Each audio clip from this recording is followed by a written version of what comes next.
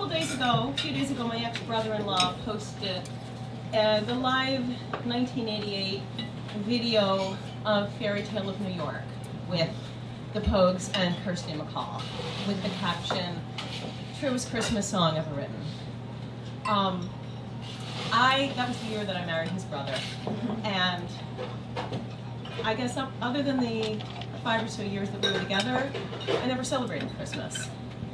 We celebrated the first Christmas at his family's home in Dublin, and probably the last Christmas that we celebrated together. It was about a year after we split up, and he called me and couldn't remember how he had broken his leg, but appeared to have a broken leg and wanted to come over and spend Christmas with his daughter. So, of course, I drove into the city and picked him up, and he spent that Christmas there. But it made me think about my own fairy tale, and like all fairy tales, I guess it has some hopeful dreams, broken dreams, travel. It involves alcohol and the Pogues. So here we go. In 1987, I guess about a year before that particular video was released, I was in Paris, and we was hanging out with this guy for a couple of weeks, and we happened to be able to see the Pogues for free. So France every year has the Fête de la Musique. It's at the Château de Vincennes in Paris. It's a free music festival every year, and the Pogues were playing that year. So we hung out, we saw the concert, and pretty much didn't separate after that for a very long time. I had bought a one-way ticket to London with the intention of studying for a semester. I don't know how I was really going to do that on a one-way ticket, but that was the plan. And then travel through Europe for a little bit, see where it took me. And so we had a bunch of magical and crazy days in Paris for quite a while. Stayed longer than I had intended. And then it was time for me to take that Europe trip, and so I took him with me. So we hitchhiked all around Europe. Well, not all around Europe. I actually wanted to go to the French Alps for my 21st birthday. It was the harmonic convergence, if any of you remember that. Happened to correspond to my birthday, which I happened to spend inside a telephone box, making phone calls to, it was a stormy night. I made phone calls to my friends back home using a fake card that a girl at the Paris Foyer des Étudiants had given me. We hitchhiked around the French Alps, through the Simplon Pass, made our way to Switzerland, small towns, met a mountain man, down to Italy, Siena, Florence. And then after a couple months on the road, it was pretty much time to head home, whatever home was going to be. And we wanted to stop in Monte Carlo, and one of the last rides that we got was this couple, JP, Jean-Pierre, I guess, and Pierre-André, who picked us up. And they said, "Pourquoi vous allez à Monte Carlo? C'est dégueulasse. It's horrible. Why would you go there? Come with us. Come to Tonneau-les-Bains." And they drove us there. It was a couple days' drive. They paid for our way in a hotel on the way back.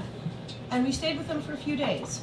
André was a hotel manager in Switzerland, and JP was a homemaker. He was the homemaker. They lived in this town of Tonneau-les-Bains, was right on Lake Geneva, and it's a spa town. It was nice, but then it was time to move along.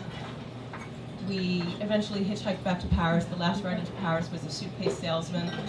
He looked at my future ex-husband's tattered duffel bag and said, "Oh, c'est mauvais, prends une valise." And he gave him a suitcase, threw a suitcase at him. The suitcase later became our daughter's first crib.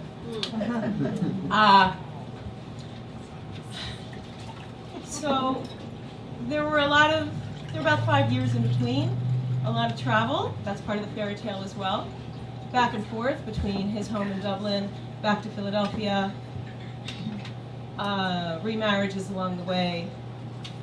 And I guess I'm just going to flash forward to 30 years, about 30 years and 10 days after that Pogues concert. And I'm on a transatlantic flight from Manchester, England, back to Philadelphia. And I'm writing furiously in my journal and just thinking about the last few weeks and the last 30 years that had just kind of flashed before my eyes. About 2 months before that, we had walked our daughter down the aisle. He couldn't really walk. But he held on to her so he wouldn't have to use his cane. And he couldn't talk the whole night. We didn't know that he couldn't talk. We thought it was some byproduct of his mental illness. But as we looked at each other, in those moments when we walked down the aisle, and our photographer, in fact, who was a friend of mine, said, when I looked at those pictures, in that moment when before you hit the public part of everyone, she said, I could see your whole story. It was pretty much, the only smart thing I guess we'd ever done together. So we didn't know that he had ALS, and I was on this flight flying home to say goodbye. I was supposed to be walking coast to coast in England, about a 3-week walk, and about 4 or 5 days into the walk, my husband called me and said that it was time that I needed to come home. It had happened a lot sooner than we expected. So I'm on the plane, writing in my journal, tears are flowing, my life is flashing before my eyes, the way that everything, is that the light that flashes before my eyes? The way that things do. And the meal arrives. And, when the meal arrives on the plane, the meal. And I look up, and the water is ton les bains. And I literally did like one of those cartoon things, like, what? Because I had never seen, since then, or before then, that water. In fact, I had flown to Europe twice the year before on American Airlines and had not seen that water. Ton les bains. So I couldn't believe it. Oh, am I turning colors? And so I drank a little bit, and I stashed the rest in my backpack. When we went to the hospital to see him, my brother-in-law actually arrived from Dublin 15 minutes after I did, and we all went there. And I received a call that Stephen's awake, he's alert, and he's waiting for me. So, you know what I did. I was like, Stephen, he couldn't swallow. He got really skinny. He couldn't swallow from the disease, but I said, remember those guys? Ton les bains. Look, I have this water. I have this French water. And so I put some of that French water on his lips, and he smiled. And it was just that whole time of our life having come back. A few days later, he waited one more day for his sister, and a few days later he did succumb to his illness. And it had happened within about 3 weeks. After he was diagnosed, which was only a few weeks before, I went over one day to help him out, to help my daughter out. She had so much that she could handle. And I took him he wanted to go to CVS to buy some notebooks. He was still able to write at that time. And I saw this card that said, sometimes one finger just isn't enough. And of course I had to buy the card. And something in me just said, I wrote out the card. I wrote, stay strong, Stephen. We'll always have Paris. And